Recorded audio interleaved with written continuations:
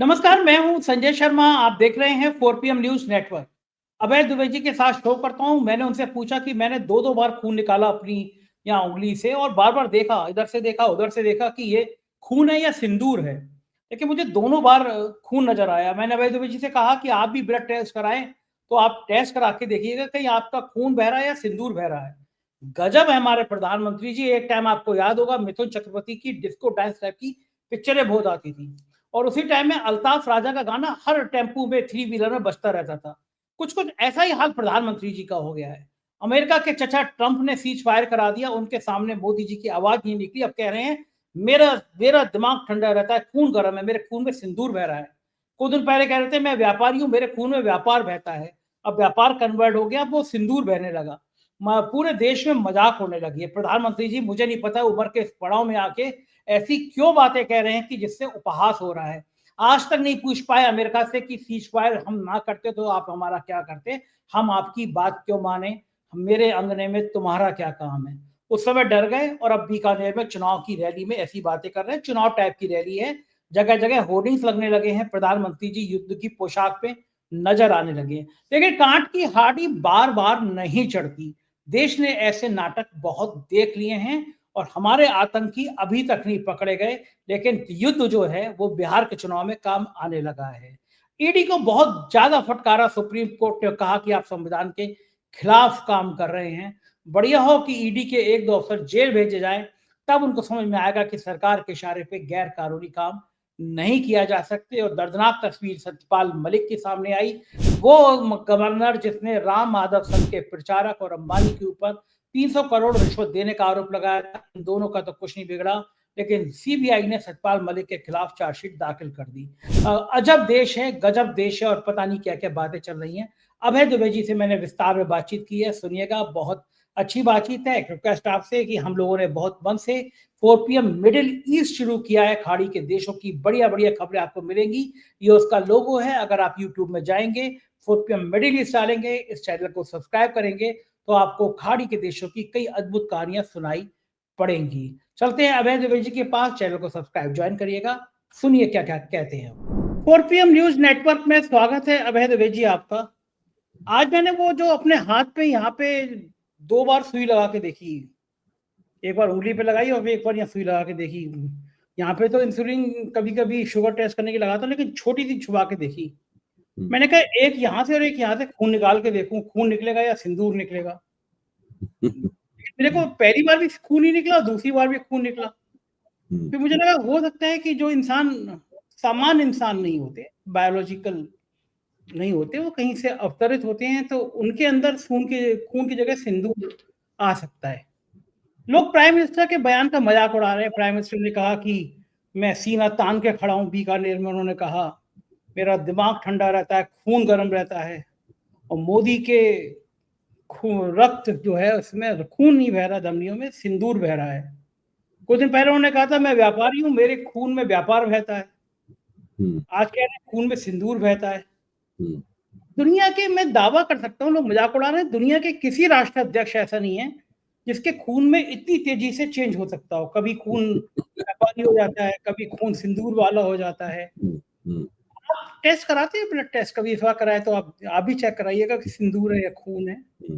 मैं चूंकि social media में दिन भर आज ये खून और सिंदूर, मुझे कबीर बेदी की पिक्चर याद आती रही, खून भरी मांग। मैं खून के सब किस्से याद आते रहे। तो ये प्राइम मिनिस्टर ने चेक किया होगा, क्यों कहा होगा उन्होंने कि वो खून नहीं सिंदूर बहता है।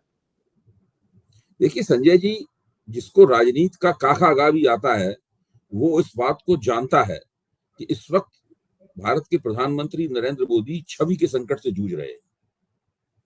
एक छवि मीडिया की मदद से, खुद अपनी भाषण कला की मदद से और विपक्ष की कमजोरी की मदद से उन्होंने 2013 में बनाई थी, जब वो प्रधानमंत्री पद के उम्मीदवार थे। एक छवि उन्होंने बनाई थी अपनी, 56 इंच का सीना, भ्रष्टाचार को नष्ट कर देने वाला, अच्छे दिन लाने वाला, वगैरह वगैरह। इस प्रकार की बहुत सारी बातें उस छवि में पिरोई गई थी और उससे नरेंद्र मोदी की एक छवि बनी थी। उस छवि को पहला झटका लगता उससे पहले ही पुलवामा की घटना हो गई। वरना उस चुनाव में ही झटका लग जाता। मुझे पक्का यकीन है कि अगर पुलवामा की घटना नहीं होती और उसके जवाब में ऑपरेशन बालाकोट न किया गया, तो बालाकोट की सर्जिकल स्ट्राइक न की गई होती, तो 2019 के चुनाव में ही नरेंद्र मोदी के हाथ से बहुमत निकल जाता और वो गठजोड़ सरकार बनाते हुए नजर आते। बिल्कुल बिल्कुल मैं इसमें बिल्कुल मुझे इसमें कोई संदेह नहीं है और मैं इसको हर तरह से साबित भी कर सकता हूँ। मतलब बातचीत में वो उस एक घटना की वजह से ही वो बहुमत उन्हें मिल गया और थोड़ी कुछ सीटें भी बढ़ गई थी और एक कुछ परसेंटेज वोट भी बढ़ गया। तो वो छवि का जो संकट था, वो संकट उसकी वजह से दूर हो गया। अब आप देखिए कि 2019 से जब उनका सफर शुरू होता है नरेंद्र मोदी का, तो किसी तरीके बीच में किसान आंदोलन फंस जाता है, बीच में कोविड फंस जाता है, उसके अंदर अर्थव्यवस्था में जबरदस्त डिप आता है उसके अंदर, और बेरोजगारी और महंगाई बड़े सवाल बन जाते हैं और 2024 तक आते आते उनके पास से बहुमत निकल जाता है। बहुमत निकलते ही वो साफ दिखाई पड़ने लगता है कि नरेंद्र मोदी की छवि वो नहीं रही जो 2013-14 में थी। और यहां तक कि राहुल गांधी उत्तर प्रदेश में जो सर्वे किया था CSDS ने, लोक नीति ने, उनकी जो अप्रूवल की रेटिंग थी वो नरेंद्र मोदी से आगे निकल जाती है 2024 के चुनाव के बाद में। और कई जगह राहुल गांधी उठते हुए नजर आते हैं, नरेंद्र मोदी की छवि गिरती है, बहुत नहीं गिरती है लेकिन एक गिरती है और राहुल गांधी उभरते हुए नजर आते हैं। ये पूरी प्रक्रिया लगातार चलती रहती है और साथ में ये चर्चाएं भी चलती रहती हैं कि भाई इनका आप 75 साल होने वाले हैं और अब इनके नाम पर वोट उस तरह नहीं मिलते इस तरह पिछली बार मिलते थे। राष्ट्रीय स्वयंसेवक संघ की समझ में आ गया और वो उनको हटाने जा रहा है। उनके उत्तराधिकारी की खोज शुरू हो जाती है, चर्चा शुरू हो जाती है। कौन होंगे? योगी आदित्यनाथ उत्तराधिकारी होंगे, अमित शाह उत्तराधिकारी होंगे, या राजनाथ सिंह जी उत्तराधिकारी होंगे? कौन होगा उत्तराधिकारी? ये सब बातें शुरू हो जाती हैं और ये भी चर्चा शुरू हो जाती है कि अब सरकार की और भारतीय जनता पार्टी का भविष्य का नेता कौन होगा, इस सवाल का जवाब नरेंद्र मोदी की मुट्ठी में नहीं है। इस सवाल का जवाब मोहन भागवत की मुट्ठी में आ गया है। ये सारी प्रक्रियाएं चल रही हैं। मतलब आप सोचिए, इसी वक्त पहलगाम में बैसलन घाटी में आतंकवादियों का हमला होता है और वो 26 बेकसूर भारतीयों को उनकी पत्नियों के सामने गोली छोड़ा देते हैं। उसी में एक कहता है कि अब जाओ मोदी को बता देना। उसके बाद लंबे अरसे तक 15 दिन से ज्यादा तक ठंडा पड़ी रहती है पूरी सरकार। उसके बाद में फिर 7 और 8 की तारीख को एयर स्ट्राइक होती है। उसके बाद हम जानते हैं कि मिसाइल वार और ड्रोन युद्ध चलता है और उसके बाद जब भारत का हाथ ऊपर हो रहा होता है, जब भारत पाकिस्तान पे बैलिस्टिक मिसाइलें दाग रहा होता है, तभी ट्रंप साहब प्रकट होते हैं और ऐलान करते हैं कि संघर्ष विराम हो गया। अच्छा, अब इससे क्या होता है कि छवि का जो संकट 2024 के बाद शुरू हुआ था, वो छवि का संकट और बढ़ जाता है और संगीन हो जाता है छवि का संकट।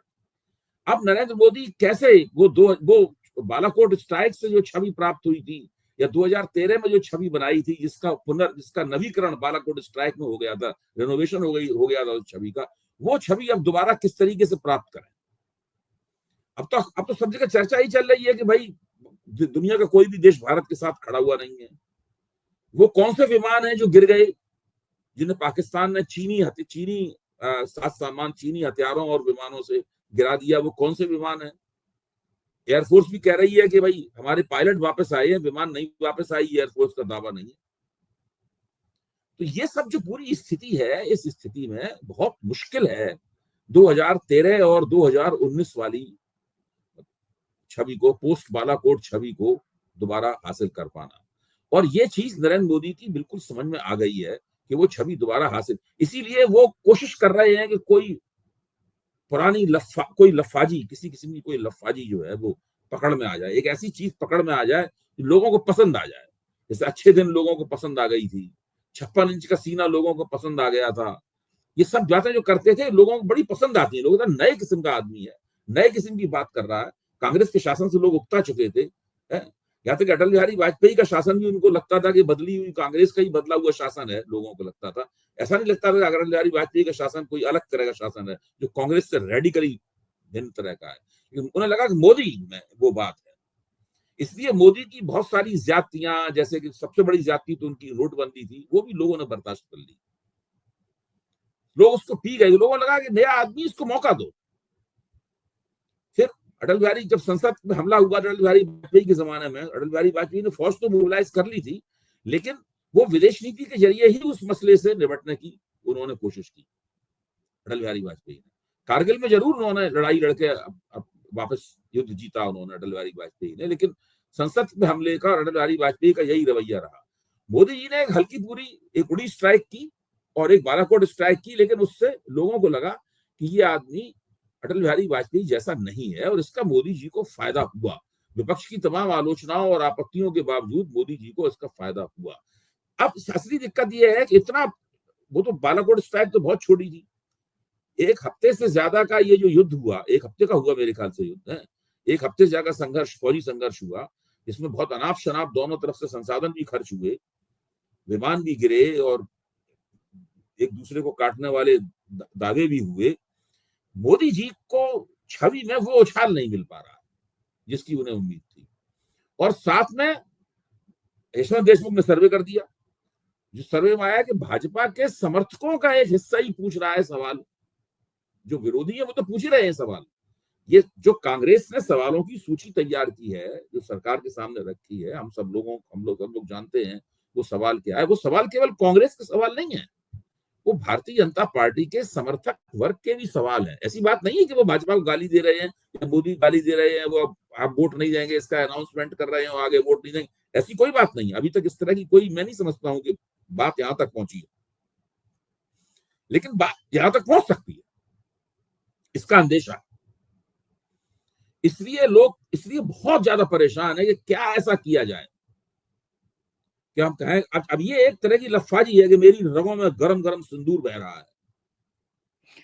कुछ भी किसी तरीके से कुछ ऐसी लफाजी खोजना चाहते हैं जिससे अचानक लोगों को लगे कि यही है वो इलेक्ट्रिक मोमेंट, वो बिजली जैसा क्षण, चमकता हुआ क्षण यही है जिसके अंदर नरेंद्र मोदी का फिर व्यक्तित्व और उनके पीछे एक औरा, एक पीछे प्रभा मंडल उनका दमकता हुआ, जैसे कैलेंडर में दिखाया जाता नहीं, भगवान के पीछे एक चक्र चल रहा होता है यहाँ पे, मतलब है उस तरह का वो चाहते हैं। वो फिर से वो जादुई मामला हो जाए।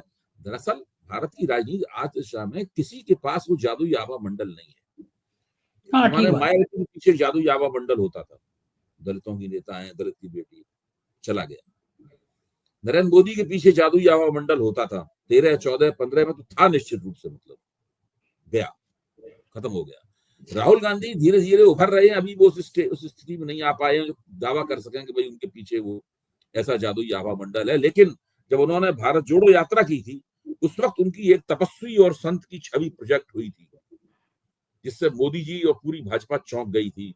राहुल गांधी की निंदा करना उन दोनों उनके लिए मुश्किल हो गया था और उसका राहुल गांधी को बहुत फायदा हुआ उसका पूरे का। मतलब वो एक ऐसा क्षण था जब राहुल गांधी वो छवि प्राप्त करने की तरफ बढ़ते हुए दिखाई पड़े थे, जिस तरह की छवि लोगों को राष्ट्र का नेता बनाती है। इस वक्त देश में ऐसा कोई नेता नहीं है जो खड़ा हुआ हो, सारी देश की जनता उसको मुग्ध भाव से देख रही हो, मंत्रमुग्ध होकर देख रही हो, चुपचाप उसको सुन रही हो, एक एक बात को उसकी याद कर रही हो, एक एक नारा लोगों की जुबान पे चढ़ रहा हो, वो सब बातें खत्म हो चुकी हैं। अब ये बहुत ही कठोर राजनीतिक जमीन पर सब लोगों की कसौटी, कठोर राजनीतिक जमीन पर हर एक को कसौटी पे कसा जा रहा है, चाहे वो भाजपा हो, चाहे वो अमित शाह हो। अब आप सोचिए, ये जो पूरा प्रकरण हुआ, जिनको नरेंद्र मोदी का उत्तराधिकारी कहा जाता है अमित शाह, जो दरअसल वैसरण में जो सुरक्षा चूक हुई उसके जिम्मेदार हैं, आपने उनका बयान सुना कोई इस बीच में? अमित शाह का गायब है एकदम, बिल्कुल सन्नाटा है उनकी तरफ से, बिल्कुल सन्नाटा है उनकी तरफ से। मोदी जी भी बहुत कम बोल रहे हैं। तो बोला तो ऐसा बोला ऐसा बोल रहे हैं, लोगों को वो लफाजी पसंद नहीं आ रही है। अच्छा अबे जी, आपको याद होगा एक टाइम में मिथुन चक्रवर्ती कहने आने के लिए इस मामले में, एक टाइम याद होगा मिथुन चक्रवर्ती की वो डिस्को डांस टाइप की पिक्चरें खूब चला करती थी, गाने चलते थे। हाँ। अल्ताफ रजा के गाने बहुत बजा करते थे, जो भी टेम्पो जा रहा है, 3 व्हीलर जा रहा है, उसमें अल्ताफ रजा चल रहे हैं। ये कुछ मोदी जी अब डायलॉग वैसे ही नहीं बोलने लगे, मेरा मेरा मेरा सिंदूर तोड़ रहा है, मेरा दिमाग गर्म हो गया है। लोग अब ट्रोल कर रहे हैं, सोशल मीडिया पूछ रहे हैं, जब ट्रम्प चचा ने सीज फायर किया था तो ये सिंदूर कहाँ चला गया था? वो मैं जो इसको एक और दूसरी तुलना, मैं आप जो बात कही है, मैं एक और तुलना आपके सामने पेश करता हूं, आप जरा देखिए, वो ज्यादा फिट होगी। ये जो बाबा राम रहीम है, बाबा राम रहीम को फिल्म स्टार बनने का शौक चल रहा है, उसके पास पैसे वैसे तो बहुत थे, तो वो फिल्म स्टार बन गया। अब वो उसकी फिल्में आई, लोगों ने फिल्में देखी कि वो कारों को उठा उठा के फेंक रहा है और पता नहीं क्या, मतलब क्या क्या कर रहा है, डांस वांस भी कर रहा है। तो वो फिल्में लोगों, उसके भक्तों को भी समझ में नहीं आई फिल्में वो। तो देखिए, ये जो फिल्म चल रही है नरेंद्र मोदी की, इसमें रगों में सिंदूर बह रहा है, ये उनकी भक्तों को भी समझ में नहीं आ रही है फिल्म, ये मैं कह रहा हूं। अच्छा, एक चीज और है, ये बहुत बड़ा संकट है जब आपके भक्त लोग भी कुछ हिचक के साथ में आपकी प्रशंसा करना शुरू कर दें, और आप उन दक्षिणपंथी कट्टरपंथी जो सोशल मीडिया के हैंडल्स हैं, उन हैंडल पे जब मोदी जी की और सब लोगों की आलोचना होनी शुरू हो जाए इस सवाल पे, तो आप देखिए निरुपमा राव हैं जो भारत की विदेश सचिव रह चुकी हैं। आप उनका पूरा लेख पढ़िए, इंडियन एक्सप्रेस में छपा है, 2 कॉलम का बहुत लंबा लेख, ओपेड पेज में छपा है। वो उसमें ये कह रही हैं कि भारत नैरेटिव की लड़ाई में, ये भारत की पूर्व विदेश सचिव कह रही हैं, भारत नैरेटिव की लड़ाई में पाकिस्तान से पीछे रह गया। पाकिस्तान की विदेश नीति ने ज्यादा कुशलता से अपना नैरेटिव बनाया, IMF का लोन भी वो ले गए, भारत उसको भी नहीं रोक पाया। बहुत उन्होंने बताया कि हम लोग हमेशा नैरेटिव की लड़ाई में पीछे नहीं रहते थे, इस बार पाकिस्तान नैरेटिव की लड़ाई में हम लोगों से आगे निकल गया, ये वो कह रहे हैं। हाँ ठीक बात है, बिल्कुल। कई सारे लोग ऐसे कह रहे हैं, मतलब ऐसा, जब नैरेटिव की लड़ाई में आप पीछे रह जाते हैं तो जनता फिर आपकी बात नहीं सुनती है। अब देखिए, फौज ने जो वीडियो वगैरह तमाम जारी की, एक वीडियो वो था ना कि एक वीडियो था कि तो पाकिस्तान की शाहीन मिसाइल को इंटरसेप्ट कर लिया, बाद में फौज ने भी वीडियो वापस लिया, वो हटाया, अखबार में खबर भी छपी कि फौज ने वो वीडियो वापस ले लिया। अच्छा, अब आपने ज्योति जासूस को पकड़ रखा है, हाँ, उसका रोज पता ही नहीं, मनोहर कहानियां चल रही है, टीवी पे मनोहर कहानियों वाला धारावाहिक चल रहा है टीवी के ऊपर। मोदी मीडिया के तमाम जो महिला एंकर हैं, वो तो खासतौर से एंकर नहीं है, तो खासतौर चला रही हैं।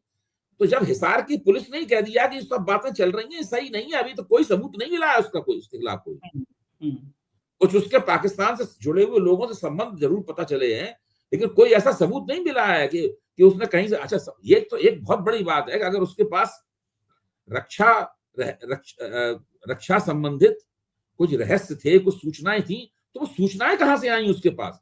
एक तो अभी तक ऐसा कोई प्रमाण नहीं है उसके पास सूचनाएं थी, या उसने किसी को दी, कोई प्रमाण नहीं मिल पाया अब तक। ये बात सही है कि वो पाकिस्तान गई, पाकिस्तान के खर्चे पे गई, ये सारे प्रमाण हैं। तो ये कोई गुनाह नहीं, पाकिस्तान हमारा शत्रु राष्ट्र आज तक नहीं है, लेकिन उसके जरिए एक शक का माहौल बनाया जा रहा है। वो गुनाह नहीं है, लेकिन उसके जरिए एक शक का माहौल बनाया गया है और उसको बाकायदा गद्दार, जासूस वगैरह सब ये कहा जा रहा है। हो सकता है कोई यही निकले, हम नहीं कहने की स्थिति में नहीं है कि ऐसा नहीं होगा, हो सकता है वही निकले, लेकिन आज की स्थिति में वैसा नहीं है। आज की स्थिति में नहीं है, क्योंकि हिसार पुलिस ने भी रिपब्लिक टीवी ने सुशांत राजपूत की जो रिया चक्रवर्ती उनकी जो महिला मित्र थी, जो उनके साथ वो रहती थी, उसके बारे में आप किसी से भी पूछे गए कि रिपब्लिक टीवी ने उनकी जिंदगी बर्बाद कर दी। सही बात है, बिल्कुल सही बात। रिया चक्रवर्ती के ऊपर कुछ भी साबित नहीं हुआ, उसको जाने क्या क्या बता दिया उसको। तो मेरा सवाल ये है कि इस समय टीवी के ऊपर चल रहा है, उसमें पता नहीं किस किस को दिया कि पाकिस्तान का जासूस, कितने ढेर सारे 20-25 जासूस पकड़ लिए उन्होंने पाकिस्तान के। मैं तो सोच रहा हूँ कि इतना बड़ा नेटवर्क था, कर क्या रहे थे ये लोग अभी तक? मैं तो ये सोच रहा हूँ कि कर क्या रहे थे। और आप देखिए, इसके पहले बैसरन कितना जासूस पकड़े जा रहे हैं, उसका पहले से हमारे खुफिया विभाग को पता नहीं था। बैसरन घाटी पे हमला हो रहा है, हमारे खुफिया विभाग को पता नहीं था। पाकिस्तान में इस्लामिक क्रांति हो गई, हमारे खुफिया विभाग को पता नहीं था। और हमारे खुफिया जो चीफ है इंटेलिजेंस ब्यूरो के, उनको एक्सटेंशन दिया जा रहा है। एक्सटेंशन हो गया। अब इन सब बातों, अब बीजेपी समझती है, मोदी जी समझते हैं, परिवार समझते हैं कि पब्लिक बिल्कुल मूर्ख है, हम जो मन में आया करेंगे, पब्लिक की समझ में नहीं आएगा। ये तो बारीक बातें हैं, पब्लिक की समझ में ही नहीं आएगा।